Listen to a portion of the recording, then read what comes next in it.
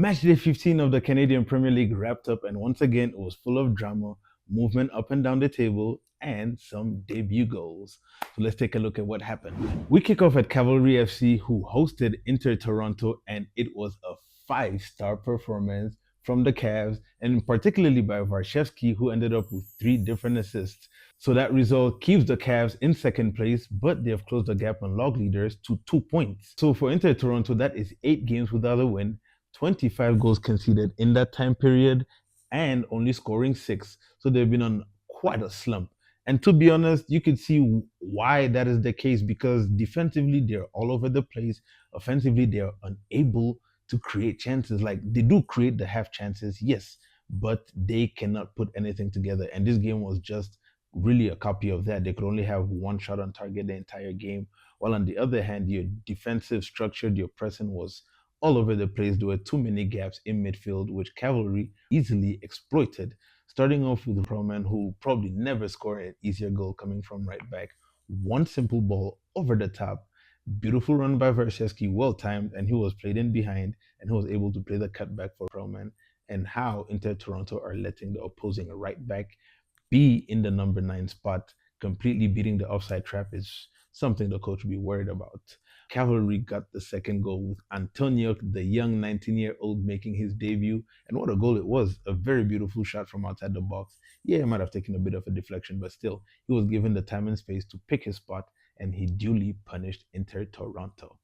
So from then on, it was one-way traffic. The third goal, Varshevsky again pressed the Inter goalkeeper, who made a mistake, played a short pass, and Varshevsky cuts that out, plays a lovely pass across to Musi, and Musi just had time to take a touch and finish in the bottom corner.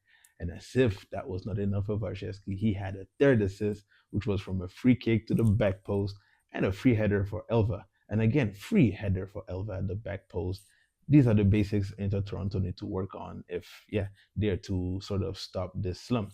Finally, Nathaniel Edwards, let him cut in on his right foot at your peril because once again he came off the bench and he scored an almost carbon copy goal to the goal he scored earlier in the week. He dropped the shoulder, cut in on his right, and whipped in a beautiful curler in and around the far post. Not much Pavella could have done for that last goal. It was just very well placed by Nathaniel Edwards, and that took them to 30 goals in 15 games this season. Definitely the most lethal attack, and yeah, they're rightfully where they need to be, keeping them in second place, just 2 points behind Forge FC in top. While for Inter Toronto, the poor form has seen them slip down to seventh. Next up to British Columbia, where Pacific FC were hosting Supra. And once again, it's the same old story with Pacific.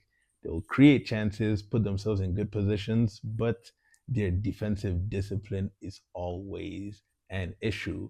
And even though they were able to get the opener from Bustos getting his fifth goal, which by the way, well worked, was able to find him in a nice pocket of space where he could cut in on his left foot. And we've seen how lethal that left foot is. He picked out the bottom corner. And just like that, Pacific are one up ahead, and they were creating good chances. Super as well were creating decent chances. But then Pacific threw away all that hard work by the fullback Josh Hurd, making an unnecessary foul on Abzi in the box and giving away a penalty, which Loic Kwemi rightfully stood up and converted, despite him having to take it twice. But once again, a lapse in defensive judgment from a Pacific defender. This time it was Hurd. And I say again, his red card was really harsh. But anyways, both teams go in at halftime, and Pacific actually come out in the second half. They play well, create chances, and Yan Tuali honestly is one heck of a player. He could have gotten on the score sheet. Pacific FC again create chances, cannot convert them, and that came to bite them again in the end as they conceded at the end in the dying minutes. So Pacific's problems are we can see the trend. They concede late, they don't take their chances, and they blow leads, which we have seen just in recent weeks. And beautiful substitutions from the Supra coach, whose substitutes El Kaluli and Mla combined for the winner. So that win keeps Pacific FC rooted at the bottom with no wins. For Supra de Quebec, they keep moving up on the table, and Loic Kwemi has just shot his way up to the top of the goal scoring charts with 8 goals. We stay in British Columbia for the 3-star performance from the Eagles of Vancouver FC, who hosted Atletico Ottawa. And it was not a good day at the office for the team from the capital, as Leal's men came away with a 3-1 defeat. And it all started with a very poor 10 minutes. Honestly, Leal would wish the first 10 minutes of the game could be forgotten because Kalongo, who had a beautiful game just a week prior, came out a shadow of himself. And his mistake led to the first goal for Vancouver, which was a beautiful finish from Mohamed Amisi. Rifled it at the top corner at the near post. Not much Kalongo could have done. And while he scored that goal down the left side for Vancouver, down the right side, Tiernoba had one of his better games where he was creating chances, getting at the Atletico defense, and they subsequently brought him down on the 10th minute mark for the penalty, which Lys Mousset duly stepped up and converted. And that makes it 3 games in a row where Lys Mousset has gotten on the score sheet. But that whole front three for Vancouver should be one to look out for because Amisi and Mousset have really been clicking into gear. It was already 2-0 by the 10th minute, and Atletico were already up against it. And things got worse when Pechile rounded off the first half with a beautiful long range shot, once again in the bottom corner, beating Kalongo. And after getting his assist for Amisi's first goal, it capped off a lovely, lovely first half display for both Vancouver FC and Pachile in Vancouver's midfield. But things for Atletico to take away from the game, they came on the second half, made some good substitutions, changed their shape. And that's how Arnaud was able to get Atletico back in the game with a tap in after Antonaro curled in a beautiful shot of the edge of the box. Proctor went to sleep losing his man, and Arnaud was able to tuck the ball in at the back post and get Atleti back into the game. The Eagles hung on for the win, winning 6 of their last 7 games, scoring a total of 19 goals and only 7 conceded. That leaves Vancouver very well poised for a playoff position. While for Atletico, it's Leal's first defeat, but no need to hit the panic buttons yet. That's 1 win, 1 draw, 1 defeat in the last 3 games.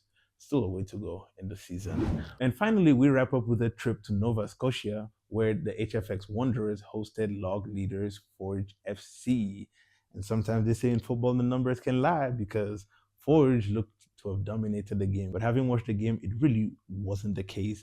First off, with Telfer winning a man of the match, and he had a lovely game marauding up and down the Wanderers' left side, defending well and also creating chances. And he might be a little unlucky that his deflected shot in the second half came off the base of the post to keep Forge in it. But Forge also have to give a big shout out to their keeper, Berto, who came up big with a save from a corner in the dying minutes. It wasn't Forge's best game, to be honest, but they take the point. Sometimes to be title challengers, there are games where you will not be at your prettiest, but you just have to dig in there, get the points. The 0-0 draw for HFX takes Carducci up to 3rd clean sheet, while for Forge FC, they have recorded their 8th clean sheet of the season. So defensive steeliness from the Forge is another weapon in their arsenal that maintains their place at the top of the table, while for HFX, they stay outside of the playoff spots.